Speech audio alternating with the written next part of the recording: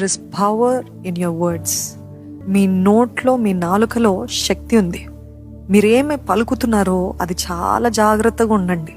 మనం పలికే మాటల్లో ఎంతో మనుషుల్ని ఇరగొట్టేస్తుంది కదా, మనుషుల్ని బాధపరిచేస్తుంది, మనుషుల్ని గాయపరుస్తుంది.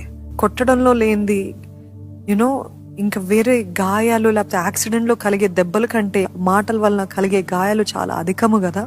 అదే రీతిగా మన జీవితాల్లో కూడా మనం ఎన్నైనా చేయనివ్వండి, మనం ఎంతైనా సాధిద్దాం, ఎంతైనా చేసిన తర్వాత కూడా మన సంభాషణలో, మన మాటల్లో ఉప్పు లేనట్లయితే, అంటే రుచి లేనట్లయితే, కైండ్నెస్ లేనట్లయితే, దయ లేనట్లయితే అంతా కూడా వ్యర్థమే.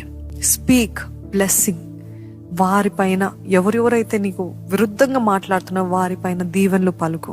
వారు ఎటంకారంగా మాట్లాడిన నువ్వు రియాక్ట్ అవ్వకుండా you respond kindly, you respond with blessings.